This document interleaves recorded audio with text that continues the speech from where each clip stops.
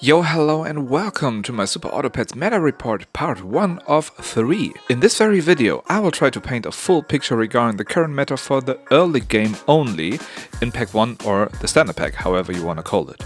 The game just recently received an update which nerfed the dodo. These 3 videos aim to give you an idea of the current meta after that update.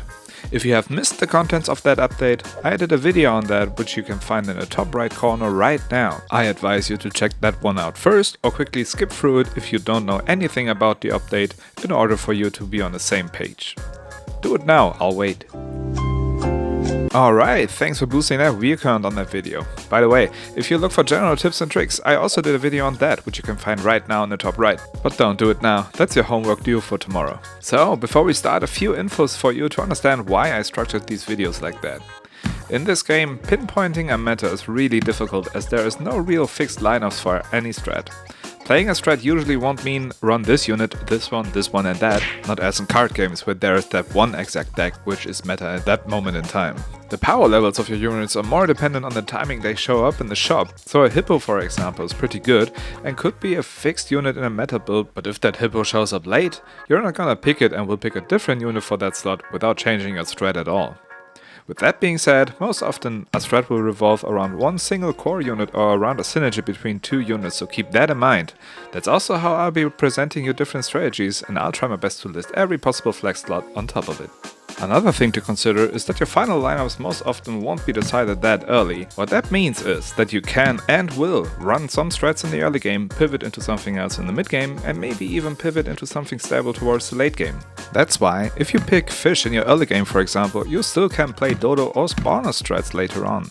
Every strat per phase is usable interchangeably. So what I'll be doing is covering strats for each phases of the game. One video for each phase. Otherwise this video will be quite long, which it already will, so why am I still talking about this? Fuck man, let's start already. Early game round 1 to 4.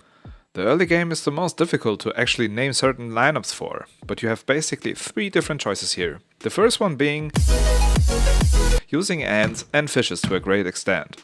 With this, you are assuring to have a strong early game as no other units have those high stats as those two.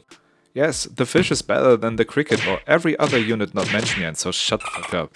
Positioning is key here. You want to have the ants in front most likely to then have strong fishes in the back which then can trade 2 for 1 or even 3 for 1 if necessary.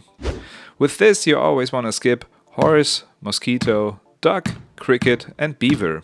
Every other animal is probably fine as a flex spot. You most likely will combine your fishes and ants to level 2s to make space for tier 2 units in turn 3. The ones you are on the lookout here are swan, maybe a flamingo, maybe an elephant, and maybe also a peacock. And the crab is a nice take if you got a really healthy unit as well. And many more obviously, but we will talk about that in the next video. This lineup makes you the king of stats in the early game, but I find it hard to pivot out of high stat units in the later stages, so being strong early most likely will mean being a bit weaker later. The second strat I want to present are the ducks. This is the complete opposite, as you're basically giving up the early game for a strong mid game. Buy as many ducks as you can and also buy fishes. If you can't fill your board with fishes and ducks, fill out other slots with units with high stats to maybe even squeeze out a win or 2. When in turn 3, you reroll until you see a unit which can carry you through the mid game, most likely a dog or a dodo. You can even think about hedgehog or swan here, but we're leaning into mid game already, so more on that in the next video again. A perfect shop for this situation could be dog, shrimp or swan, or dodo, swan and peacock. If you sell the ducks with such a shop present, you basically won the mid game. The buff the ducks provide on these units spike your power level really high. The key is the reroll here. Don't sell your ducks with a shit shop. If you don't find a suitable shop, it could be correct to wait one more round to be able to find a shop that you like. The third and the worst strat I want to present is horse and cricket, but I do not advise you to play this.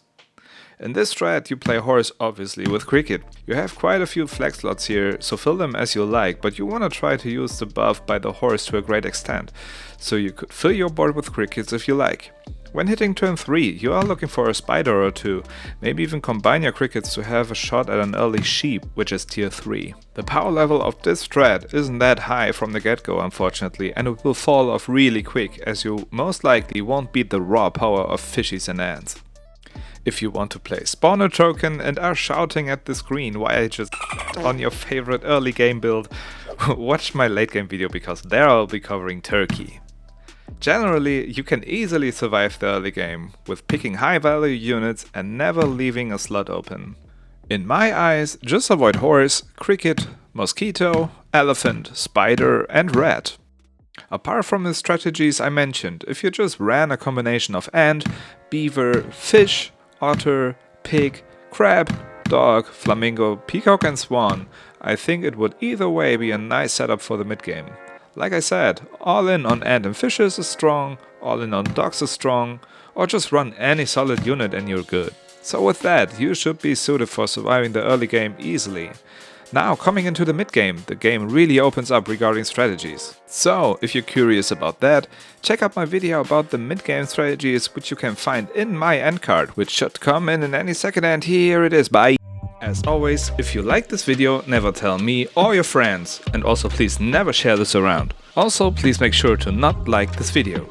If you want to see more content like this, definitely don't subscribe to my channel and never check out this video displayed over here. See you in the next video, I'm out.